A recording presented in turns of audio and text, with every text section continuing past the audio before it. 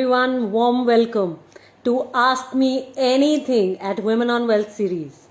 I am Priyanka Bhatia from Women on Wealth, and what we do is help women take charge of their finances. So, this week we have received a couple of interesting questions, and our Women on Wealth team have selected two important questions that they thought is extremely relevant for each one of you. So acknowledging all of you for sending in all your questions, and today we are going to answer two important ones of them. The first question, hey Prerna, welcome. The first question that we are picking up today is from Sonika Kudwani. She's our community member and I'm not sure if she's joined us yet. Yes, she's here. Sonika, welcome. Hi Sheetal. So Sonika has this real interesting question, which is on, I'm reading it from my laptop. What are the 3 daily habits that helped you reach your financial goals? So this is one question which is coming from Sonika. A lot of us often think that to be financially successful, we just need to learn about investments, invest our money well, grow it, and that's about it, and we will reach our financial goals. And this question is far more holistic than that. So Sonika, acknowledging you for this question, because it tells me, okay, that you've built yourself as a wealth creator, you've built that foundation to be able to figure that to be financially successful and reach your financial goals, you just don't need to be an ace investor. Like, that's not just enough. You need certain habits, certain way of thinking, a mindset, a community, a certain circle of people to reach there. So acknowledging you for this question and now answering this question. So what are those 3 habits that actually help me reach my financial goals? Number 1, I think I always had clarity on what I truly want in my life. Like, I always had that absolute clarity. And in my mind, that kept being there. Like, I never lost sight of what I truly want in my money life. And I think that habit of constantly remaining connected with my financial goals, my dreams, was the most critical part for me. Like, I never gave up on my dreams. No matter how hard it became, I just never gave up. So that comes, from this absolute focus on my financial goals, absolute clarity on where I want to reach. So that's habit 1 that I would like to point out. Habit number 2 is that I just kept being in action. Like, one of my mentors once told me that only sufficient and appropriate actions give you your results. So constantly my attempt has been on aligning my actions to the goals that I want to reach.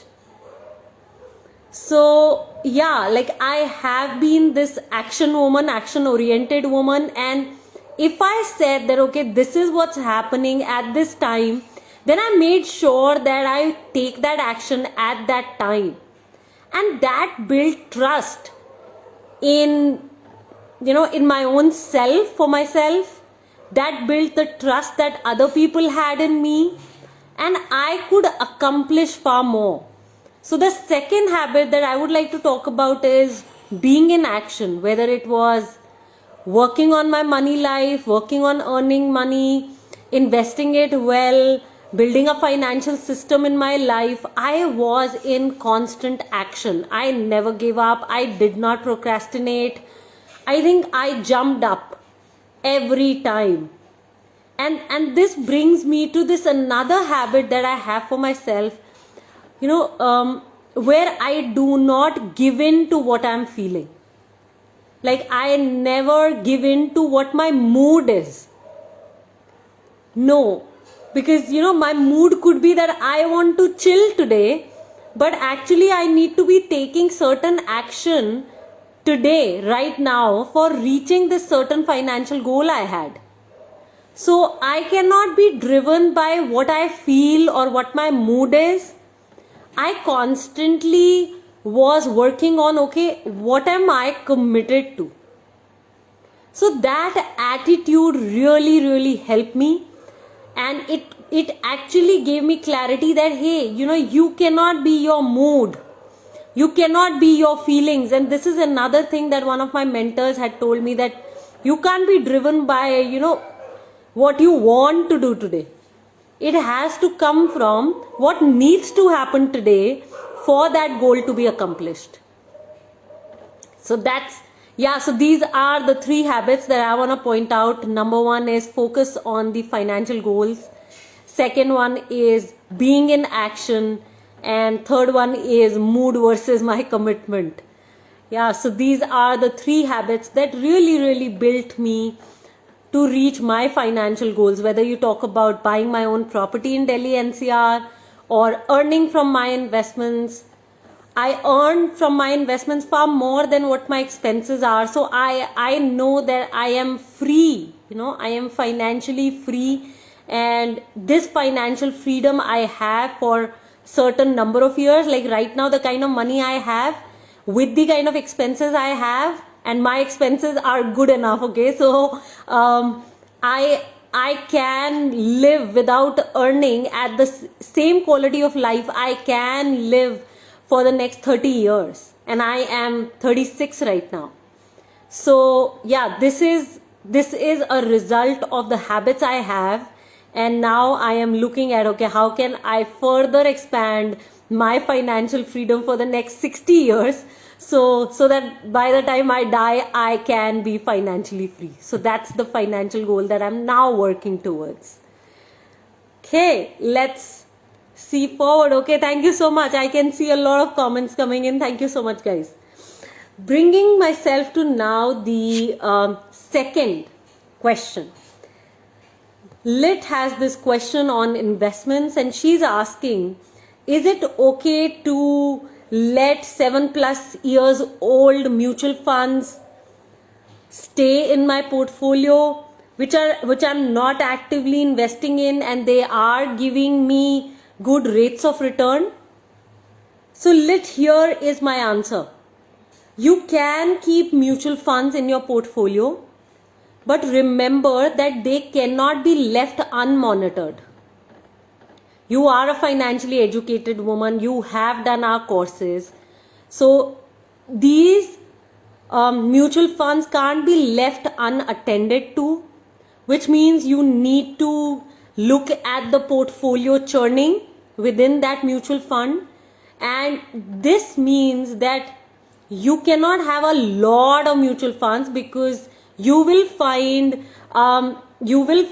very few, how do I say this? You will find that you can actually manage very few mutual funds, because there is so much to look at that beyond 4 mutual funds you will never be able to see.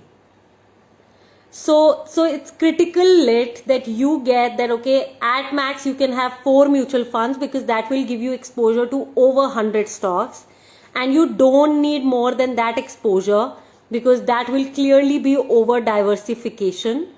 So important part is that, okay, I get that these are 7+ years old and they are generating good rates of return for you, but do not just keep them in your portfolio. Remember that you got to look at them every 6 months, 1 year. Yes, we have put them on autopilot with the Money Gym system that we have developed at Women on Wealth, but at the same time we cannot afford over diversification. So that's the key.